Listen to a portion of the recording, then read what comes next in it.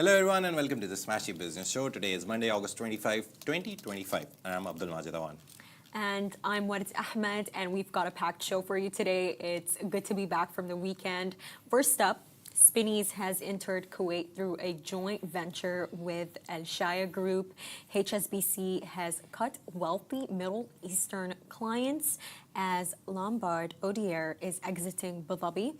And Syria is to revalue the pound, introducing new banknotes to restore confidence. And finally, Sharjah entrepreneurship leader has urged a crackdown on late SME payments.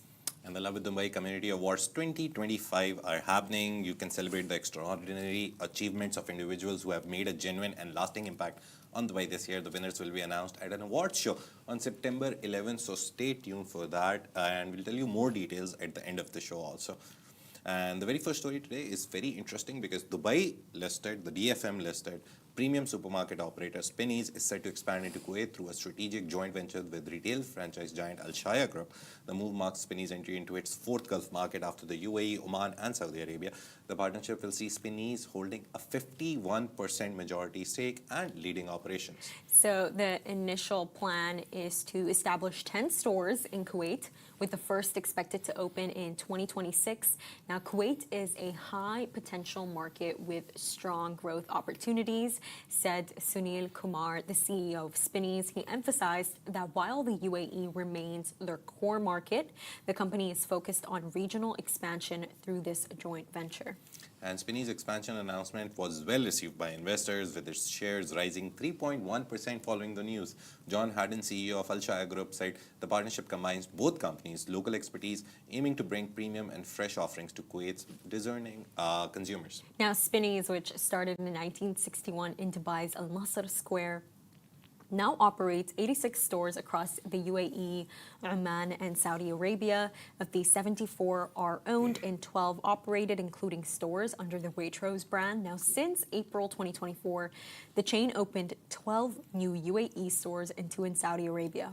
And the joint venture is seen as a strategic step for Spinneys' regional growth, leveraging Alshaya's franchise experience following its IPO in May 2024, which raised 1.37 billion dirhams. Spinneys continues to expand its footprint in the Gulf, catering to the growing demand for premium supermarket offerings in the region. No, the focus is on premium. You know what it is with this story, honestly, Majid, and some people might hate me for saying this, but when it comes to Spinneys, it has always been the saying among a lot of middle-class people that I know that people who shop at Spinneys are well off. People who shop at Spinneys, they're rich. They have money. It says premium. And it's like, no, seriously, because do you see the price of their fruits, their grapes, of everything? Listen, it's the best alternate fruits. between Carrefour and Spinneys, so I know. I only go to Spinneys when it's near my house, but it's like I feel like when you take a look at the story of Spinneys, it makes you think about consumerism. Yeah. Because the way that the entire store has been configured, the fact that yes, okay, the grapes will be expensive, but they're the best kind of grapes you'll ever eat. Yeah. I love their grapes. But point is that Spinneys makes me think about consumerism in the sense of that it's like, what kind of person are you if you shop at Spinneys? And what kind of person are you if you shop at Viva? Yeah. And what kind of person are you if you shop at Carrefour by Majid Al Futtaim? Yeah. It really, I feel like it is really a defining moment that we don't deep because of the fact that, consumerism is just completely changing everything. And the reason why I want to talk about this is because I feel like in the past, Majid, the focus was on the worker. It was on the employee, of trying to haul people to work through what? Through giving them employee benefits. Yeah. But now I feel like things have changed in the way of that a human being is not defined by the kind of benefits that they're getting at work, but rather by where they're shopping, where they're consuming. The kind of supermarket that you shop at will define the kind of wealth status that you have, in the sense of you shop at Spinneys, that means you have money. And, if you buy certain products, that means you support genocide. Do you understand what I'm saying? I really feel like we've become enslaved to consumerism. I really do. Do you agree with that? I do agree with it. I think the best example or the best research that I saw on it, it's not new. It's actually a very old documentary. It's called The Century of Self. and it's basically a 4-part, 1-hour episode series. It's about Edward Bernays. He's the father of PR. He's the nephew of Sigmund Freud. And when you said consumerism, yeah, very interesting person. I randomly landed on it. It was a BBC documentary, very back in the day. It's like 90s. But they talk about how and when consumerism actually started and how they did it. Like, how would you sell? The very first case study in that is cigarettes being sold to women for the first time, and how they made it cool for women to smoke cigarettes, because apparently the cigarette companies were there and they were like, oh, we're at maxed.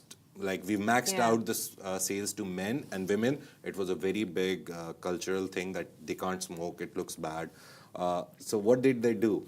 There's a yearly parade where they took like a group of women, they gave them cigarettes, they told them to hold a torch in their hand. So they converted those women into Statue of Liberty. And in that, and with the banners said Flames of Freedom. And imagine, and this was a brainchild, the whole idea was the brainchild of Edward Bernays. So that is how they did it. Then there's the idea of Banana Republic. So 4-part series, it's very interesting. Right. The last episode talks about what you were talking about, how you categorize your consumers on the basis of age, on the basis of preferences, on the basis of what they want to buy. The want, not the need. Need is basic. Need is, I need to eat an apple. I'll get any apple, I'll eat it. I will not think about the nutrition count, the taste of like, oh, it's less sweet, or I'll just eat an apple. That's the need. The want is to have the sweetest red apple in my hand, take a bite, feel it. So that's the want. So yeah, consumerism is real. But like, Majid, like, but to be honest, I think it depends on your debate about consumerism versus, again, it goes back to capitalism versus socialism. If someone does put in the work and earns enough money, do they, like, by default, have the right to buy a better product? That's the question. Of course, right? but this is like what I'm trying to say to you. Like, you mentioned those liberty stands to me that was basically to promote women smoking, right? I always did wonder how like when I think of a woman who smokes, I think of red nails and heels. But the point is that I feel like right now independence is being promoted, independence among people. The nuclear family is being promoted. Like, I have so many aunties and uncles on my TikTok who are just like, don't live with your in-laws. It's going to destroy your life. But the point is that this idea of independence, of a woman being independent, people leaving their family homes at age 18, getting their own apartments, living alone. I really don't think that this picture is being painted because they care about us so much. This is capitalism alive and well, because when you're a part of a nuclear family, you don't want to live with a joint family, you don't want to live with your in-laws, whatever it is. When you're living alone, what ends up happening? You want to get your own appliance. You want to buy your own appliances. You want to form your own identity because you want to go get your own toaster. You want to go get your own kettle. You want to get your own really special spoons and your own really special plates. And this is what I mean about consumerism. It's not focused on the worker anymore. Things have become like, if I go to Spinneys, like, I'm almost forming this kind of identity for myself where I can afford this. There's something about me. If I can book ticket flights for my kids to Europe, to Saint-Tropez, to wherever it is, it's like there is a certain identity that has become attached to capitalism. But just to get back to the topic, get back to Spinneys, I think it's really interesting because just a while ago, what did we hear about? Al-Futtaim is expanding into Kuwait and they're opening Festival City there. And I'm noticing that with all of these, investors that we have, with all of these companies, they're just recently actually making their market entry into Kuwait. And I think the reason for that is what happened is they had such a prime focus on the UAE, and then obviously their second, even a bigger market than the UAE, Saudi. So now they're going to Kuwait. I think Kuwait stood out before because its sovereign wealth fund is just massive. Kuwait Investment Authority, it's worth over $1 trillion. And with the most recent update really that we have of Kuwait is they sold this $3 billion stake in the Bank of America, and then we heard about Al-Futtaim, and now we're hearing about Spinneys going there. So the fact that you have all these really famous franchisors who are entering into Kuwait is really telling you how the small country, it's opening up and it's going to become bigger. Yeah, I've realized in the Middle East, it's always UAE, Saudi, Egypt, Qatar that we talk about, Oman, Bahrain, Kuwait, always take a side seat. They're entering the main arena now, and it shows you that the capital that is accumulating in the main hubs, it's overflowing. So when it overflows, it always goes on the sides. It's like opening a small ice cream shop right in next to the big shop. So everyone goes there, there's overflow, and they're like, okay, we don't have time to stand in the queue for like 30 minutes, so we'll go to the next shop right next to it. So convenience-wise also, Kuwait is easier, accessible, right next to, Oman is there, Bahrain is there. So all these countries, they're actually reaping the fruits of the overflow of wealth in UAE, Saudi, which is now outflowing to other countries. That's And a that really is how, interesting point. and that's how Europe was made in their golden time, where a lot of countries which were the hubs of industrial revolution and the Enlightenment period, Germany, France, all these, the overflow went to other countries. The other countries were like doing the same stuff that they were doing all their life. They were not into production. They didn't make German cars or anything. It just like overflew into it. So good, it's good. We were talking about it, that Syria also getting on its feet, Lebanon somehow doing something. Yeah. We'll talk about that. But yes, They the are. next story is about banking. And HSBC's Swiss private bank is terminating relationships with over 1,000 wealthy Middle Eastern clients, including individuals from Saudi Arabia, Qatar, Lebanon, and Egypt. Amid regulatory scrutiny of high-risk accounts, many affected clients reportedly hold assets above $100 million, according to the Financial Times, which cited people familiar with the matter. So the move follows investigations into historical money laundering. So in 2024, the Swiss watchdog FINMA found that HSBC's Swiss unit breached obligations regarding transactions linked to politically exposed persons with suspicious activity totaling $300 million between 2002 and 2015. Now, HSBC says it remains committed to its Middle East and Swiss wealth operations. We'll tell you a bit more about that later. Yeah, and clients affected have been informed that they will no longer have access to HSBC Swiss private bank services. Letters advising them to move accounts elsewhere will be sent in the coming months. The bank emphasized that Switzerland remains one of its core global wealth hubs, despite account closures.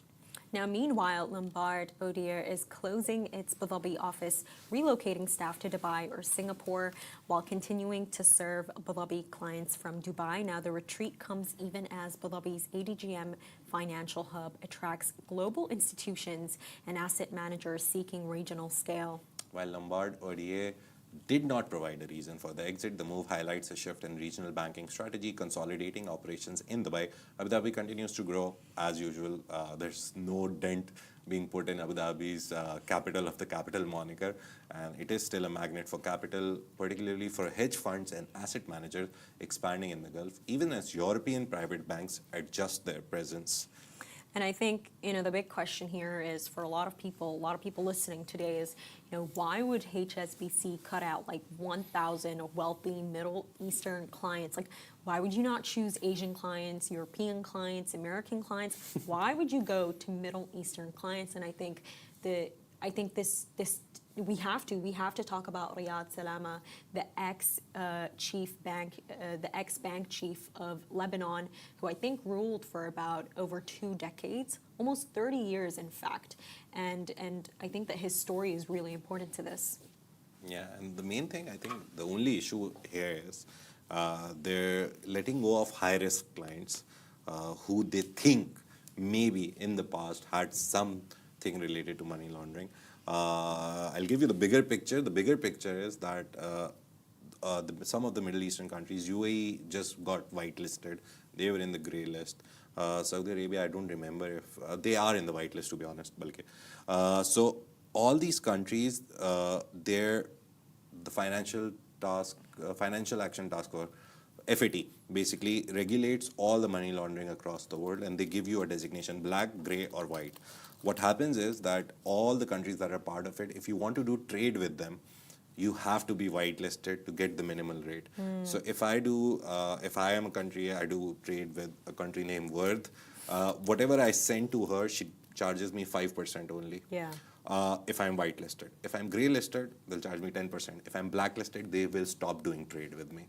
So that is why some of the accounts they think are going to be eventually, because the AML, anti-money laundering laws, are very strict now in the UAE, in Saudi Arabia, in a lot of countries. We saw what happened with Abu Sabah recently. You know, the Indian billionaire who was based in Dubai. He was among 30 people here who were caught for money laundering, fined, and even deported. So like Abu Sabah is not the only one. That's out of like 30 people. But like imagine, like we really need to talk about Lebanon. I think with Lebanon, it's an important discussion because, you know, you have this bank chief, right? He comes in, and I discovered that Riyad Salama, he was the first bank chief that was elected even in Lebanon. Like he is the first person to come in and to even have that role. Like that role was made for him. And for the longest time ever, you know, that you have the Lebanese community, they completely put their full trust in this man. And then at some point, the Lebanese bank comes out with something in 2015 that's like, listen up, if you guys, you know, put your money with us, you're going to get 10 to 12% interest. And like that's something really high. But in fact, what it ended up doing is it just ended up enslaving people's money. It was almost like a government Ponzi scheme. And you didn't just have people in Lebanon who put their life savings in the banks. You had billionaires abroad who were like, yo, like this is a really good deal. Like let me put my money in the banks. And before these billionaires even got mad about what happened, you know, their money being frozen, it was the people on ground. It was the local communities who, over time, essentially what happened is that when you would, if like as a Lebanese person, when you would go and you would try and you would withdraw your savings, you could not withdraw your savings in dollars. What happened is that the Lebanese pound dropped, and they also, what's it called? Forgot the name.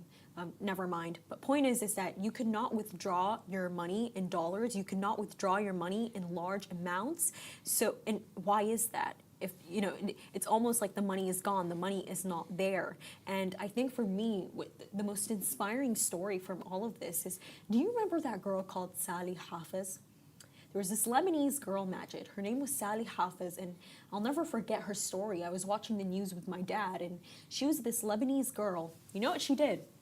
She showed up to the Lebanese main bank with a replica gun. And she was like, today, you guys are giving me my money. No, I'm fully serious. She showed up with a replica gun, and she threatened them. She was like, you guys are giving me my money. You're giving me my money.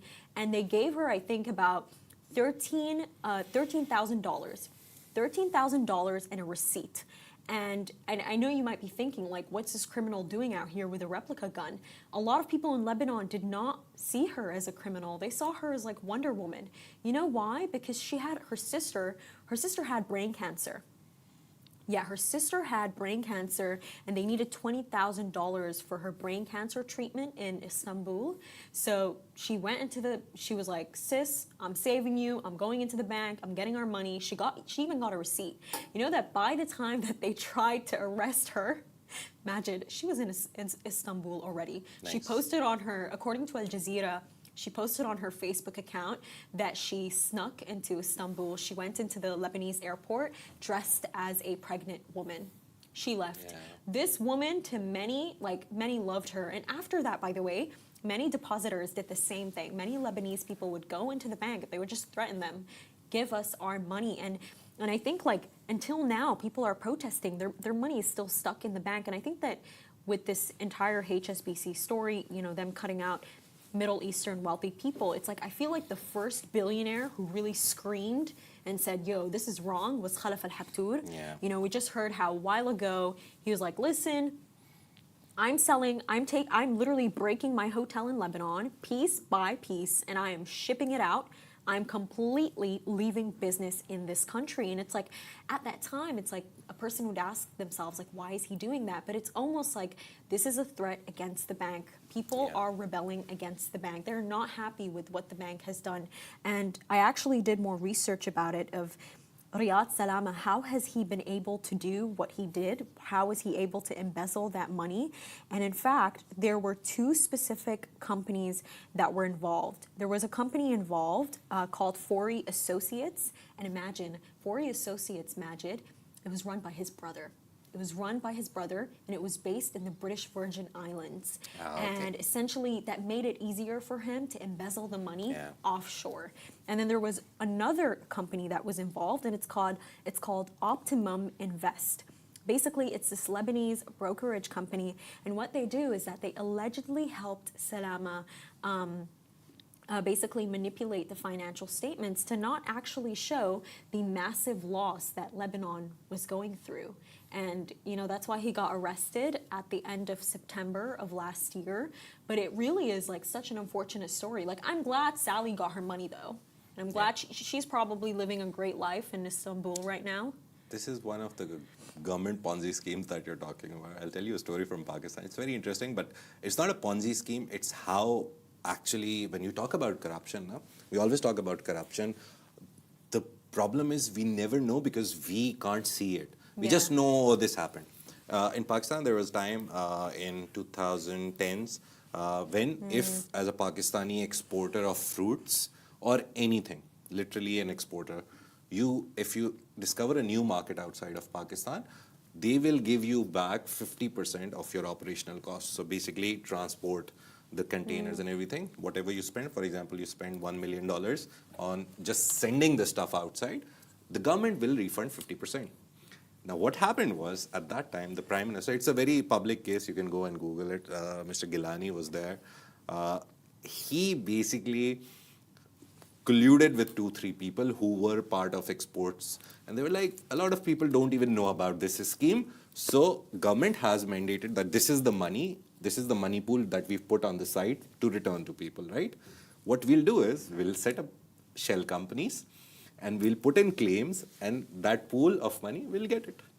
And it's not millions, it's billions of Pakistani rupees that those people got out of it. So this is how corruption happens. There's someone involved and someone who proposes the idea, and eventually all the people eat. So yeah, this government level Ponzi scheme, this example from Pakistan, it all happens. The only thing is, out of 100 cases, one case comes in front where you're actually caught. So this is why African countries, underdeveloped countries, third world countries, they all face so many problems. They're going to IMF, they're going to World Bank to get loans. Why? Because every single country, completely forgot the book, it's a very big book, very famous book, but it has this core idea where it says that every country is self-sufficient. You don't need to take money, even if that country doesn't trade with anyone in the world. Right. They are self-sufficient enough that they can feed their people twice or thrice a day, enough to keep them healthy, not alive, at a healthy level. Every country in the world is, because every country has some resources. I think it's the Wealth of Nations or something. The name is like that. So the core idea is every country is self-sufficient. The only root cause of evil, the problem where they go to loans and they start trading, because there is opportunity for corruption in that. I loved that idea. I was like, yeah, it makes sense. You have UAE, right? Yeah. UAE has oil. They can literally buy anything from anywhere in the world, but we also have our own crops. Something grows in the UAE. It's not a barren land, right? Something grows here. It's not completely like, oh no, we have zero thing. You know what it also is with the UAE, Majid? They formed good enough relationships that they could actually trade with ease. Do you understand what I'm saying? No, and I agree with you. Like, every single country does have some kind of value. And it's funny that you mention how this exists everywhere, because in Sudan, you know what they call people who are basically money laundering, embezzling, and they're just a complete fraud? We call them Kezan. Oh. We call you a coz. No, listen, by the way, if someone calls you a coz, like, that is an insult. No, I'm serious. That is like an insult of insults. They're basically calling you a stealer. But I think that, with Riyad Salama, his case really did become public. I mean, come on. Germany and France have an international arrest warrant on you. That does not happen every single day, but they did very recently appoint a new chief of banks. So, we'll see how it goes. The next story is about another country which is in turmoil but is restarting, resurfacing on the global scale, and that is Syria. So they will issue new banknotes in December, finally. Because whenever I try to find a picture of their banknotes, it has Bashar al-Assad on it, and I don't want to use those pictures, but it's the money official currency right now. Now, also, apart from maybe graphical changes, they're removing 2 zeros from its currency to restore confidence in the pound. According to sources and documents seen by Reuters, the pound has lost over 99% of its value since the 2011 conflict, and with daily transactions increasingly difficult for ordinary Syrians. So families often carry kilograms of 5,000 pound notes for weekly groceries. Now, to ease transactions, Syria's central bank notified private banks in mid-August about the plan. So sources told Reuters that 2 zeros will be removed, though the decision has not yet been publicly announced. Preparations include readiness checks by mid-October. And the currency overhaul is guided by central bank deputy governor Mukhlis al-Nazir. Syria has reportedly contracted Russian state-owned Goznak to print the new notes, finalizing the deal during a Syrian delegation visit to Moscow in July. Officials plan an information campaign ahead of the December 8 launch. So analysts say the move aims to improve oversight of an estimated $40 trillion pounds outside Syria's formal system and signals a break from decades of al-Assad's rule. Now, the new notes will replace old ones featuring Bashar and Hafiz al-Assad, carrying both political and economic significance. And experts warn the revaluation could confuse consumers and carries higher costs. A coexistence period of 12 months will allow old and new notes to circulate. Okay, that is good. Yeah, while easing cash handling is critical, gaps in infrastructure and state control may complicate a full national rollout, according to Syrian economists consulted by Reuters. I think this is really exciting news. It is, and it's like, I know that these might not correlate, these two topics might not correlate a lot, but, I remember, Majid, when I was taking a look at post-Germany after World War I, do you remember how people used to carry cash in like suitcases because they were just so down bad? They were, their economy, it was absolutely horrible. But then what happened after that? I mean, look, I know that Hitler is an absolute nightmare, but something did happen after that. After they were carrying those suitcases, so much cash, something did happen. Germany did change. They almost had this like crazy newfound motivation to change everything. And now, if you look at it today, the best automotive industry is from Germany. And it's like with Syria, I feel like in life and just in anything, even in business, when you reach the lowest of lowest, you can only go up after that. You can honestly only go up after that. It's exciting that this change is happening. I'm always watching these videos with these Syrians, like showing me how they're buying their shawarmas and how much cash they have to carry when they're paying for it. And, I'm noticing something, by the way. The entire world is talking about Syria. Yes. It is, because recently we just heard that Cillian Murphy, he's going to star in a Bashar al-Assad documentary.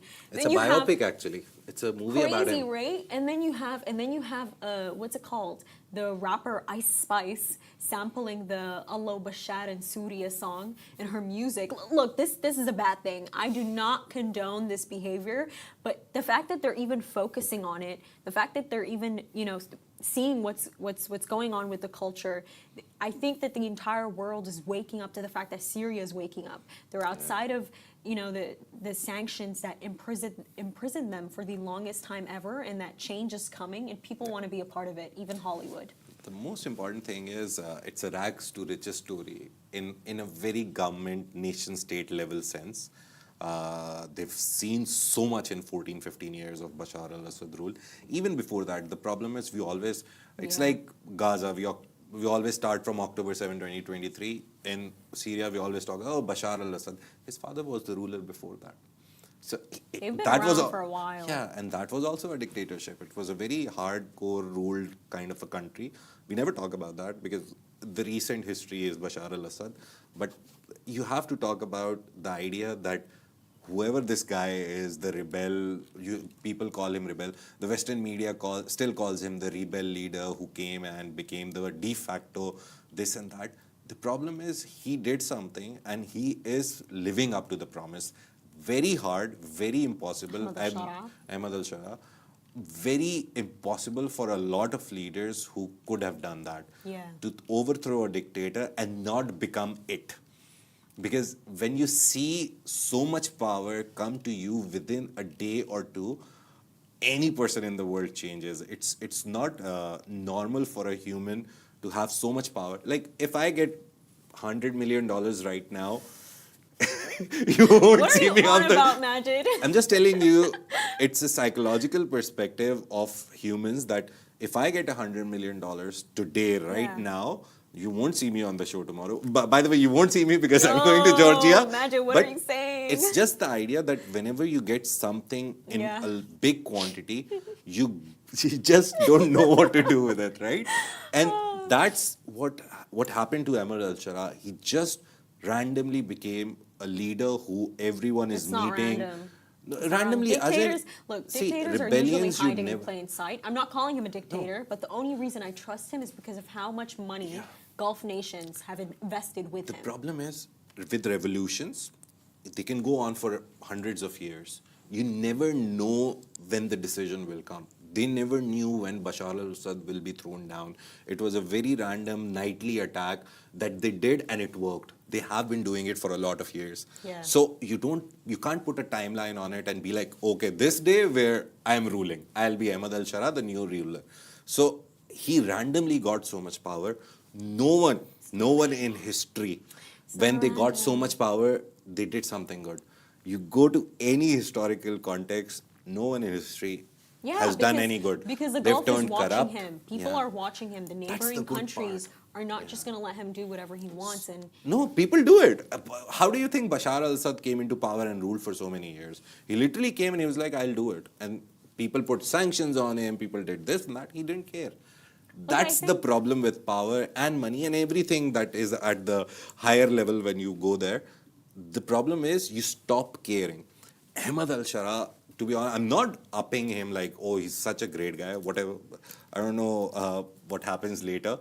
But right now, I remember the day Mr. Trump said that, oh, all these rules against investing and all this is going away. I was talking to Ward and I said that my only concern is how will they recover? The recovery phase needs to be important. And I think finally I can say this with confidence. The recovery process is complete. Now the building phase starts. Yeah.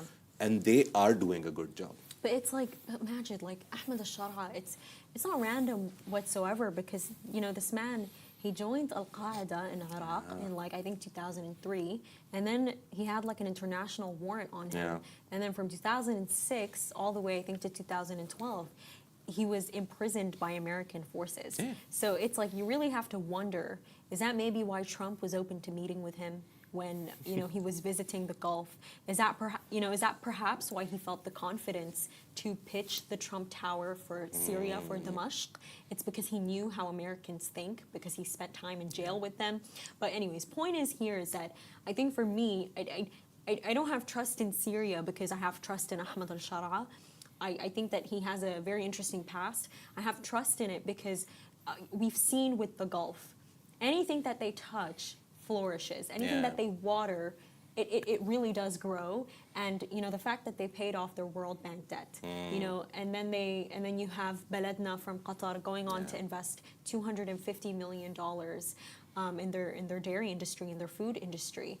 And the fact that you have Qatar and Saudi fighting together to pay their public sector salaries, I think that level of investment, it does not just mean that they believe in Syria, that the world will believe in Syria.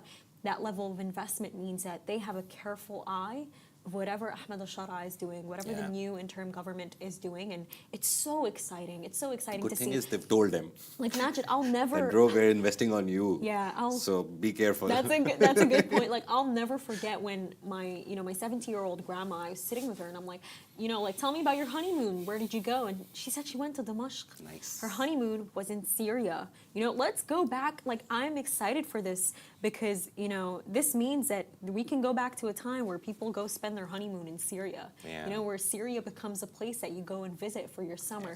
The same way that people right now, by the way, especially Gulf people, they go to Lebanon for their summers. They go spend some time in Beirut, in Betroun. So I think that this is definitely a very exciting step. And for our final topic of the day, it's about Najla Al-Mitfa, the vice chairperson of the Sharjah Entrepreneurship Center. Shira, also their former CEO, she has warned that late payments are completely crippling small businesses across the UAE. Now, citing recent data, she highlighted that 58% of B2B invoice value is overdue, forcing many SMEs, small and medium enterprises, to shut down despite having viable products and services. Now, this is a really great story that Majid worked on. I think it's really important to spotlight this. When an SME delivers on time, they deserve to be paid on time. That's what she said on her LinkedIn post. It was a very long LinkedIn post. And she pointed to the UK's new measures, the toughest crackdown on late payment in 25 years, which include maximum 60-day terms, fines for repeat offenders, and mandatory interest on overdue invoices. And she said that's a model for the UAE to follow. And it's like so interesting that SMEs make up 94% of businesses in the UAE and contribute to over half of non-oil GDP. And Mitfa stressed that overdue payments are more than just an inconvenience. They are a systematic drag on innovation, jobs, and national competitiveness, threatening the growth of the entrepreneurial sector. And her call to action urges policymakers to embed transparency into payment practices, hold large firms and public entities accountable, and build a culture where timely payments are treated as seriously as timely delivery. Yeah, we can see that. We are one of the, I think, SMEs. We can call ourselves an SME because we do revenue below 50 million. And timely delivery is always like pushed onto us, but timely payments, another topic. But Al-Mitfa also emphasized that accountability and fairness must be central to business practices. And fairness and trust are the real test of how much we value small businesses, she stressed. And you know, her message, it's really a clear warning that unless stronger protections are adopted, SMEs, the backbone of the UAE economy, will continue to face unnecessary financial risks that hinder their growth. And what actually triggered this entire conversation is Najla came and said on LinkedIn that, you know, a leader of a small and an SME basically came and said that the reason why my business shut down is not because we're not getting the work done on time, it's because we're not being paid on time. And I think that something that we also have to mention, Majid, is, I don't know if you noticed this, by the way, but I feel like in the Arab world, talk of money is taboo. I don't know how to explain it to you. No, I'm being so serious, by the way. I've worked with European people and I've worked with Arab people. I feel like with Europeans, it's like when you ask for money, it's not an awkward topic. Yeah. It's very like boom, boom. You know what I mean? Yeah. Like they're very upfront about it and they're very comfortable about it. But in the Arab world, they almost like to practice this certain grace and class of, you know, being humble. And do you understand what I'm saying? Money, when it comes to money, a very weird example comes to my mind. My father once, like when I was growing up, he said, if someone is shy in asking for money and for food, I was like, money, food? It's like, yeah, if you go to a place and they're serving food and you're shy to take it, you're there for food. Obviously, it's we call it a dawat, where you go and they've asked you to come and have food. Why are you being shy? So they've asked you to come work for you. Why are you being shy about asking for money? So that's the idea, that you deserve it, or it is like a bill that you need to be paid. Just go ask for it. It's a service. And if someone is not paying you the first time on time, don't work with them because they will make it a habit. There is another problem. There's a flip side of it that I've personally seen. I did something in Pakistan for 2 years, an event thing. Won't go into the details, but we in Karachi, so Pakistan has like 4 provinces. Karachi is the main financial hub. It's like Abu Dhabi of Pakistan. So all the money is in Karachi. The problem was the event industry was very small. We had like 4 or 5 big players. So me and my friend went in, we did something for a time and then broke even and came out because we realized we can't fight. One player from another city in Pakistan enters the market, goes for 1 year delayed payments, and kills all the business for everyone. And people are like, okay, we'll pay you after a year. And he's like, yeah, I don't mind. He takes all the business from the events industry in Karachi because everyone loves to pay late. So it's also a problem for the SMEs also. You set a standard. All the SMEs should be like, this is the maximum we'll allow you to delay our payment. Yeah. You don't, we're going to either court or whatever process that follows, court, legal proceedings, start putting interest on that payment, whatever. There has to be a way where SMEs come together also, and they're like, we won't accept this time. Like the UK thing, that the example she gave, that government level interference came and they were like 60 days or you have to pay within 60 days. Or you're getting fined. Yeah, or you pay more interest on the payment that you have to pay. So SMEs needs to come together as well. You can't only blame the client. The client, if you give them 2 months, they'll go to 3 months. But if you tell them, no, I need it within 30 days or 50-50, like 50% before, 50% out, whatever suits you. The SMEs need to step in also, because any big company which has the holding power of spending $1 million and then just keep waiting for 3 years to get it back, and they It's don't so get ungraceful. right. It is so ungraceful. So that is also It's a problem not for fair. SMEs to solve. And it's like, you know, you brought up that implication, Majid, Yeah. but what I meant about mine is it's like almost this point of, what if these people, these SMEs, they're not getting their money because they're under this guise of, you know, that this client is my friend, I should not pester them too much about the money. No, you should pester them. You should make it a legal issue, and you should get your money back. And There's it's like, one a guest that came to our show when him and me started, when I joined actually, Flash Facial. She came. That's a nice name. Yeah, it's a 15-minute facial thing. She's opening it in Dubai Hills Mall. Very interesting idea, but she's seen a lot of roadblocks. She wanted to open last year, December, and it's August now, and she's still crying on her Instagram. And I've sometimes talked to her. The other day, I was in Dubai Hills Mall, so I sent her a picture. I was like, when are you opening it? And she replies, oh, this is blah, blah, blah. But then she was like, whenever I open, you bring your wife, the first facial is free on me. And I told her something. I was like, no, That's I will really pay for sweet. it. And she looked, and she burst with happiness. She was like, no one has told me this. Every time I offer, like, oh, first facial is on me, it's 100 dirhams. people take advantage. Yeah. People definitely And I take told her, advantage. like, in business, there is no family, there is no friends, there is no relatives. Business is business. You owe someone something, pay them full.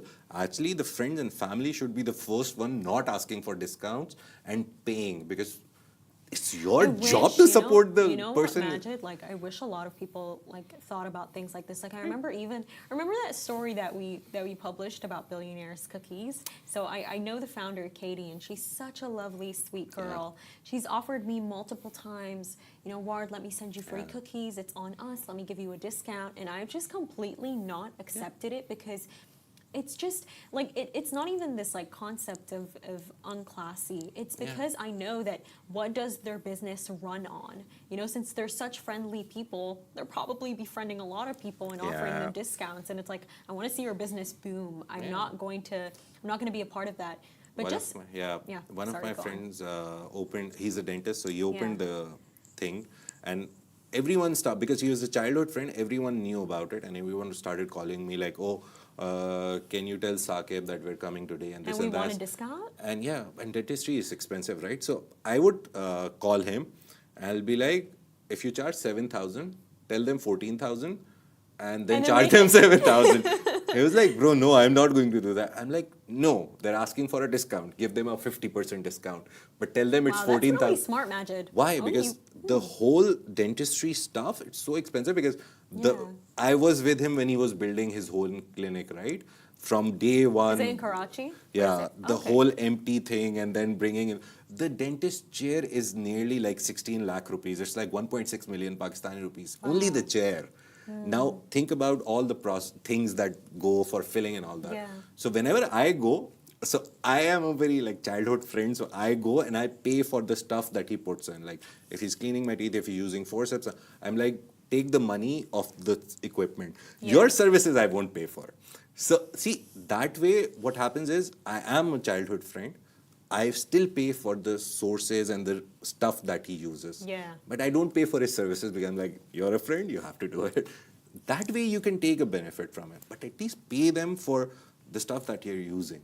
So if you buy cookies from someone and you know that 40 dirhams go into making this, then 5 dirhams of electricity and the person that they hired. So if it's like 100 dirham bill, at least have the sense to pay 80 dirhams. Just don't take the 20% if they're like childhood friends. I think friends. also with the story magic, like I also have to mention something with these SMEs. You don't realize it, but by you accepting clients who are paying you late, you know what that does? That destroys your financial statements. Yeah. Your receivables number is really high. And do you think that investors don't look at that if they open your financial statements and they're like, okay, let's see if we should invest in them? When they look at your receivables and they see that a lot of money is held up there, that to them is immediately red flag. I don't want to be a part of this. Why is your money held up? You should be getting it. So, you know, you need to be careful about it. You need to have a balance between kindness and I think running your business. And that's a wrap for today, everyone. Thank you so much for tuning into the Smashi Business Show. Make sure to follow us across all social media channels at Smashi Business and stay ahead with our daily newsletter. You'll find the subscription link in the description. This has been a Smashi Business Show, a Smashi Business production, part of the Augustus Media Podcast Network. A big shout out to our 2.5 million monthly listeners across all platforms. You make this possible. If you're one of them, we appreciate you. Just 2 things before we go. The Love in Dubai Awards are here. lovin.co/Lovins. Go there. Vote for your best business visionary of 2025. There's 1 award out of the 10 categories, which is specifically related to Smashi Business. We're celebrating 10 years of Love in Dubai and Augustus Media. Smashi is, I think, 6 years old, so we will maybe someday do Smashi 10 also. But right now we're doing that. Also, I'll be on annual leave, so Worth is going to be there. Yeah. If you guys need anything, let me know. Yeah. So I'm on leave and I'll be back around Wednesday. So see you then, and Worth will see you tomorrow. So have a great day. Have a great week. Bye-bye.